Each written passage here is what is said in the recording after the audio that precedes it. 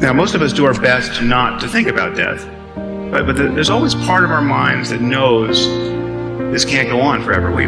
Part of us always knows that we're just a doctor's visit away or a phone call away from being starkly reminded with the fact of our own mortality, or of those closest to us. Now, I'm sure many of you in this room have experienced this in some form.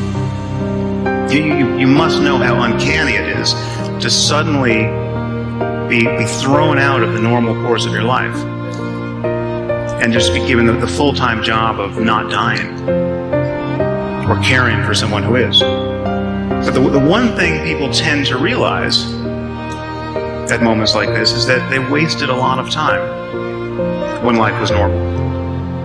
It's not just what they did with their time. It's not just that they spent too much time working or compulsively checking email.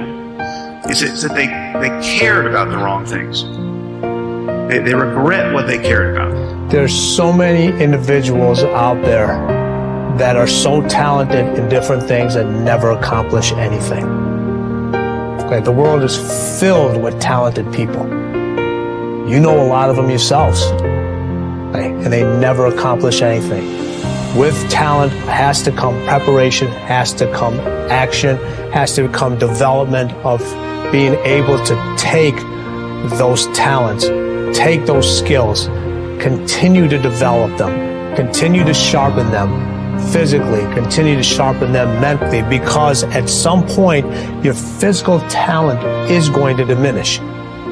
However much you feel you may need to plan for the future, to anticipate it, to mitigate risks, the reality of your life is now. Now, this may sound trite, but it's the truth. It's not quite true as a matter of physics. In fact, there is no now that encompasses the entire universe. You can't talk about an event being simultaneously occurring here and one at the same moment occurring in Andromeda. The truth is that now is not even well defined as a matter of neurology, because we know that inputs to the brain come at different moments, and that consciousness is built upon layers of inputs whose timings have to be different. Our conscious awareness of the present moment is, in some relevant sense, already a memory. But as a matter of conscious experience, the reality of your life is always now. And it's possible to simply drop your problem, if only for a moment, and enjoy whatever is true of your life in the present.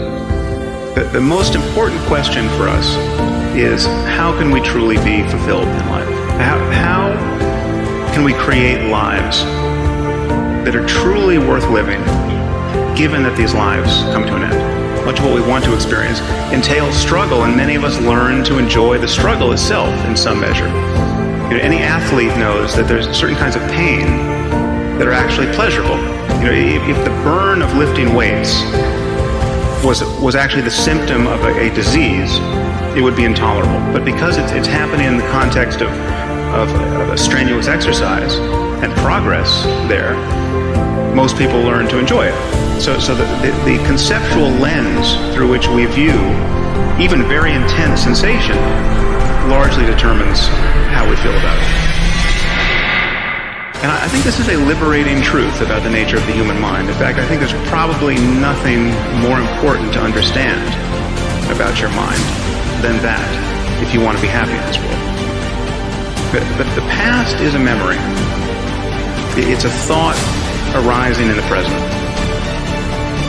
The future is merely anticipated. It is another thought arising now. What we truly have is this moment. And we spend most of our lives forgetting this truth, repudiating it, fleeing it, overlooking it.